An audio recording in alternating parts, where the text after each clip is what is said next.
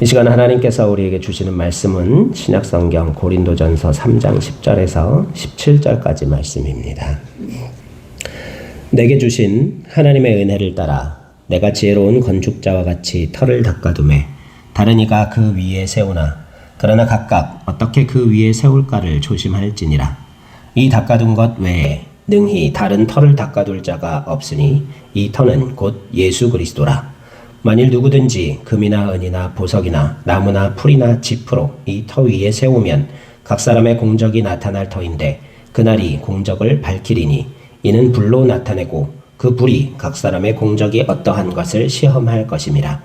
만일 누구든지 그 위에 세운 공적이 그대로 있으면 상을 받고 누구든지 그 공적이 불타면 해를 받으리니 그러나 자신은 구원을 받되 불 가운데서 받은 것 같으리라. 너희는 너희가 하나님의 성전인 것과 하나님의 성령이 너희 안에 계시는 것을 알지 못하느냐.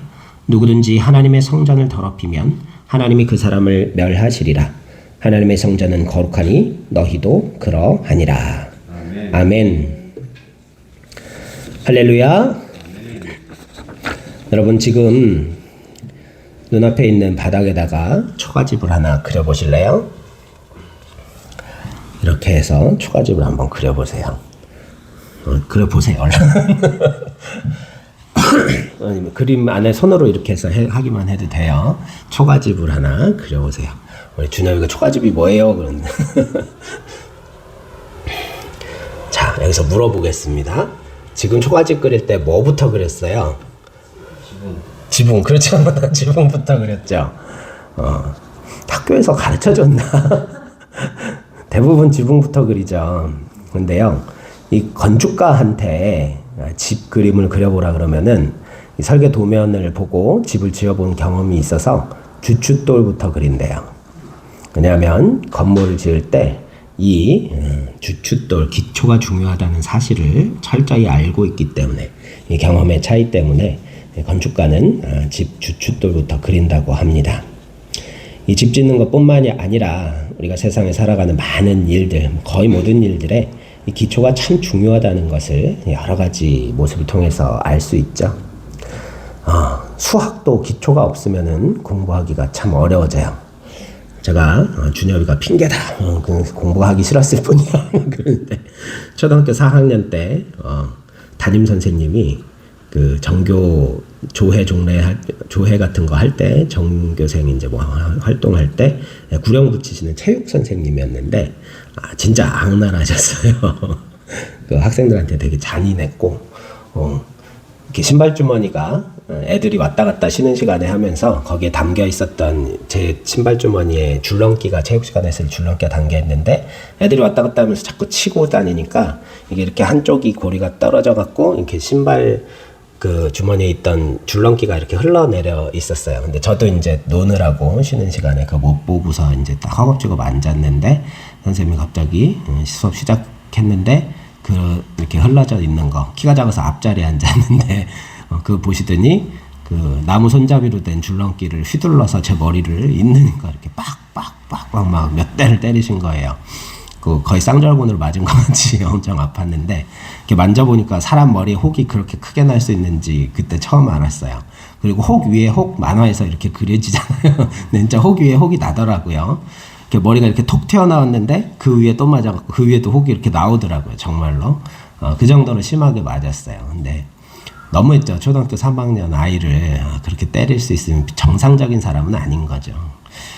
그리고 아무 데서나 오줌 마렵다고 그때는 초등학교 운동장 그 바닥에 보면은 이렇게 네모나게 물 빠지는 커다란 구멍들이 있었어요. 이렇게 철망으로 돼 있는. 근데 거기서 어떤 애 우리 반 남자애가 소변을 본 거예요. 하도 급했는지. 근데 그걸 또 여자애들이 일렀어요. 선생님한테. 그랬더니 교실에서 양옆에 남자애들한테 양팔을 잡으라 그러고 바지를 확 내려버리는 그런 성적인 추행까지 거의 상처가 될 수 있잖아요. 근데 그런 일까지 요즘 있었으면 바로 잘리죠. 그런 일이 있으면. 그렇게 악독한 선생님이었는데 그 선생님이 가르쳐주는 건 하나도 공부를 하기가 싫었어요. 그때 한창 산수의 기초가 되는 분수의 덧셈 뺄셈을 배울 때였어요. 근데 이거를 제가 아예 손을 놓고 공부를 하질 않았죠. 그랬고 이제 분수 덧셈 뺄셈을 이제 손 놓고서 포기하고 나니까 그 다음에 이제 어려운 거를 하면서 중학교 처음 들어갔을 때 한 거는 또 어느 정도 따라가다가 이제 그 분수가 나오고 그러기 시작하니까 이제 이 기초가 안 돼 있으니까 그거를 못 따라가는 거예요. 그래서 그때부터 이제 수포자가 돼가지고 거의 수학은 아예 담 쌓고 지냈었죠. 수학도 이렇게 기초가 많이 중요하죠. 그래서 지금 아이들 막 열심히 수학도 시키고 그러고 있고, 그뿐만 아니라 운동에도 기초가 아주 중요하죠. 그래서 옛날 그 유명한 무술가한테 무술을 배우려고 제자가 찾아가면 뭐부터 시켜요? 청소하고 집안 허드렛 일부터 시키는 거죠. 근데 이 허드렛 일이 다 의미가 있는 그 기초 근육을 다지는 그러한 일이라는 거. 나무하기, 그리고 물 길러오기, 하체하고 어깨 개발하고 그런 기초라는 거 나중에 이제 스승이 가르쳐 주게 되죠. 그런 것처럼 운동에도 기초가 참 중요하고, 이 학문, 수학뿐만 아니라 모든 학문에도 기초가 참 중요한데요. 무엇보다 우리 믿음에도 이 기초가 참 중요하다는 것을 강조해도 정말 부족하지 않을 만큼 믿음에 있어서도 기초는 참 중요해요. 오늘 본문 말씀을 보면 우리 그리스도인들을 집을 짓는 자다 라고 그렇게 비유하고 계세요. 집을 짓는 자, 그리스도인을 집을 짓는 자다 라고 비유하면서 지혜로운 건축자가 되어야 한다, 그렇게 말씀하십니다. 어떠한 기초 위에 집을 지어야 지혜로운 건축자가 될 수 있을 것인가, 또 어떤 재료로 집을 지어야 지혜로운 건축자일 것인가, 또 어떠한 집을 지어야 하는지 오늘 본문이 우리에게 교훈해 주시고 계십니다.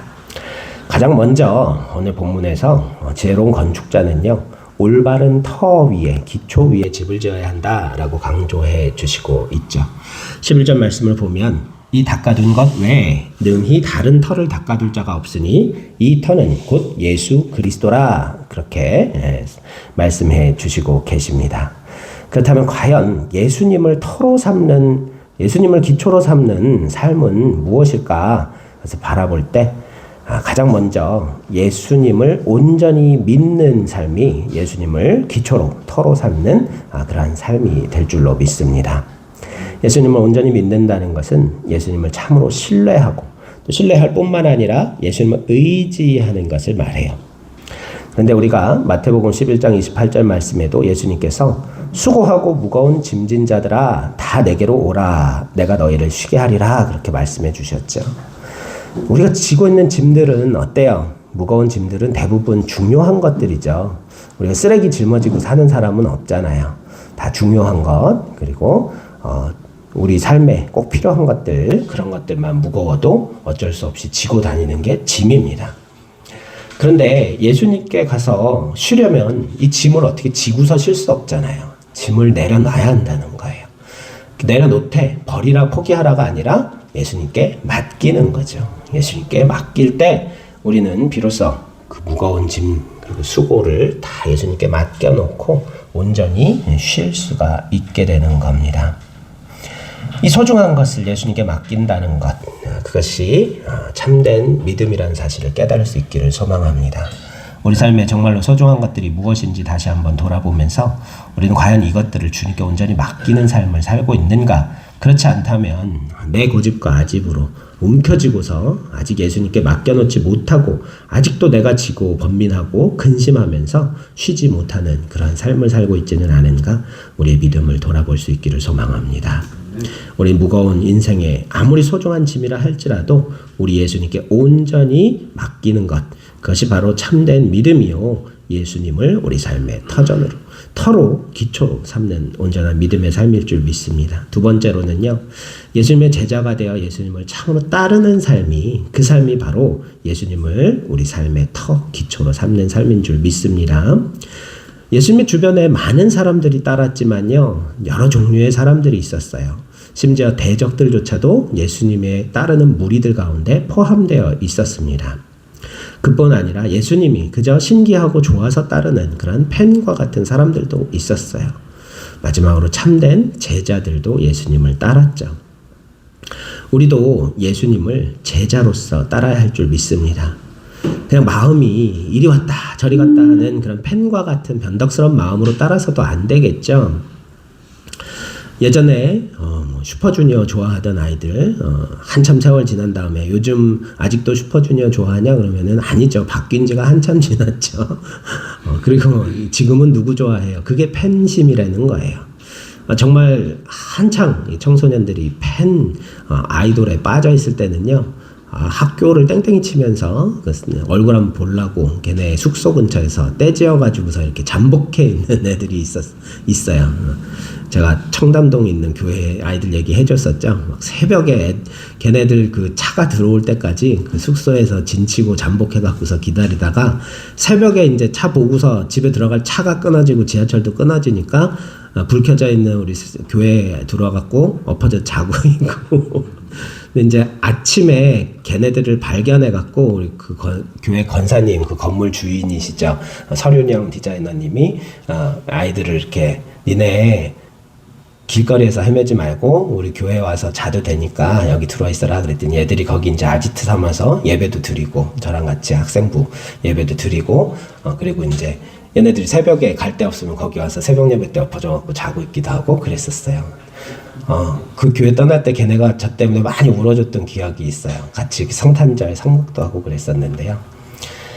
이 팬들이 지금도 걔네들 그대로 좋아하는 게 아니잖아요. 이렇게 극성이었던 아이들도 시간 지나면 마음이 또 다른 연예인한테 돌아설 수도 있는 거고 왔다 갔다 변덕이 심한 게 이 팬심이라는 거예요. 예수님을 따르는 것도 이런 팬들로서 따르는 게 아니라 정말로 제자로서 따라야 한다는 거죠. 이 제자는 어떠한 차이점을 가지고 있었습니까? 한 부자 청년이 예수님께 와서 제가 어떻게 해야 선생님 제가 어떻게 해야 천국에 가겠습니까? 어떻게 해야 영생을 얻겠습니까? 하고 예수님께 여쭤보자 예수님께서 율법에 대해 얘기하시죠. 성경에 율법에 무엇이라고 쓰여 있냐 그랬더니 쭉 율법을 읊으면서 그랬더니 그대로 행해라 율법대로 행해라 그랬더니 제가 어려서부터 다 율법을 지켰습니다. 그러니까 예수님과 귀히 여기시고 그러면 네 가진 재물을 다 팔아 가난한 자들에게 나눠주고 내 제자가 돼서 나를 따르라 그렇게 제자가 되길 초대해 주셨어요. 그런데 이 부자 청년이 어땠어요? 가진 것이 많음으로 근심하다가 돌아갔다. 그렇게 성경이 결말 맺고 있죠. 이 부자는 자기 가진 것들을 포기하지 못해서 예수님의 참 제자가 되지 못했죠. 반면에 예수님을 따른 제자들은 어땠습니까? 가난한 어부들은 아니었었던 걸로 보여요. 왜냐면요. 아버지가 일꾼들이 많이 있었고 배도 여러 척 있었던 걸로 기록되어 있어요. 선주들이라는 거죠. 그래서 작은 어업에 종사하던 사람들은 아니었을 수도 있는데 그 어업을 다 포기하고 아버지와 일꾼들을 배와 함께 내버려 두고 그리고 예수님의 제자가 되어 따랐다라고 기록되어 있죠. 그리고 예수님 이제 십자가에서 죽으시고 부활하시기 전에 이 제자들이 고향으로 돌아가 다시 고기나 잡으련다 그러고서 돌아가기도 하곤 했었죠. 그렇지만 이 제자들은 예수님을 따르기 위해서 그 모든 것들을 다 포기했다는 사실을 우리가 기억할 수 있기를 소망합니다. 팬이 아닌 참 제자는 우리 삶의 수단이 되는 생업조차도 다 버리고 포기하고 예수님 가르침을 배우기 위해 따랐던 그런 제자들임을 기억하면서 따르되 중간에 포기하는 것이 아니라 끝까지 따르는 게 제자로서 예수님을 따르는 예수님은 우리 삶의 참된 기초로 그리고 터로 삼는 삶인 줄로 믿습니다. 마지막으로 예수님을 따르는 제자로서 그분의 말씀과 가르침과 명령에 온전히 순종하는 것이 바로 예수님을 터로 삼는 삶인 줄 믿습니다. 그 가르침 어떤 것이 있을까요? 가장 대표적인 가르침 하나만 든다면 뭐가 있을까요? 내가 너희에게 새 계명을 주노니 내가 너희를 사랑한 것 같이 너희도 서로 사랑하라 그러셨죠. 이 사랑의 계명이 예수님 가르쳐 주신 모든 계명의 핵심이요 모든 율법의 핵심이다 그렇게 말씀하셨어요. 요한복음 13장 34절 말씀을 보면 새 계명을 너희에게 주노니 서로 사랑하라. 내가 너희를 사랑한 것 같이 너희도 서로 사랑하라. 너희가 서로 사랑하면 이로써 모든 사람이 너희가 내 제자인 줄 알리라 그러셨어요. 우리가 서로 사랑하되 어떻게 해요? 자신의 가장 소중한 것도 버리고 포기할 수 있을 정도로 그 사랑을 실천하고 예수님의 그 가르침에 순종할 때 예수님이 우리 삶의 진정한 터로서 든든한 삶의 기초가 되어 주실 줄 믿습니다. 두 번째로 올바른 터와 또 지혜로운 건축자는 온전한 재료로 집을 지어야 한다고 나오고 있어요. 오늘 본문 보면은 좋지 않은 재료와 좋은 재료가 등장하죠. 나쁜 재료는 뭐예요? 불로 시험했을 때 타서 없어질 것들. 나무와 풀과 지푸라기가 바로 불로 시험했을 때 타서 없어질 것들이죠. 이것들의 특징은 뭐가 있습니까? 우리 주변에서 구하기가 쉬워요. 돌 끌어오는 게 쉬워요. 나무 베오는 게 쉬워요. 나무가 더 가볍죠. 돌보다는. 구하기 쉽고 또 이걸로 집 지면 참 따뜻하고요. 풀도 그렇죠. 볏짚 같은 걸로 집 지면은 예전에 침대 같은 게 없을 때는 푹신푹신하고 외양간에 건초 쌓아놓은 데서 자면 아주 잠도 잘 왔다 그러잖아요. 그렇지만 어때요? 구하기 쉽고 따뜻하고 편안하지만 불타기 쉽다는 거예요. 시험을 당할 때 버티기가 어렵다는 거죠. 이 세상의 철학과 세상의 지혜로 하나님의 일을 한 사람들은 어때요? 그들의 공적이 불타기가 쉽다. 시련과 환난이 왔을 때 무너지기가 쉽다. 그렇게 말씀하시는 거예요. 이 성령의 열매가 없는 불충한 삶으로 돌아갈 수밖에 없다는 것을 가르쳐 주십니다. 이와 반면에 좋은 재료는 어떤 게 있습니까? 금과 은과 보석이 있죠. 변하지 않고 빛을 발하는 것이 바로 이러한 재료들의 특성이에요. 이 하나님의 영광을 빛낼 수 있는 재료, 그리고 변하지 아니하는 그러한 재료들, 그것이 바로 온전한 재료인 줄 믿습니다. 이런 재료들로 집이 지어졌을 때 시련과 환난, 그 어떤 심판에도 결코 쉽게 사라지지 않는다는 거예요. 이러한 삶은 어때요? 하나님의 말씀과 성령의 영감을 의지하여 사역한 사람들의 삶이겠죠. 또 온전한 삶의 선행으로 성령의 열매를 풍성히 맺는 충성된 삶을 살아간 사람들이 그 공적이 불타지 아니하는 예수 그리스도를 든든한 터로 삼아 온전한 재료로 건축한 지혜로운 건축자들이 되는 줄로 믿습니다. 마지막으로 이 지혜로운 건축자들, 올바른 터 위에 좋은 재료를 가지고 지어야 할 집은 어떤 집인가?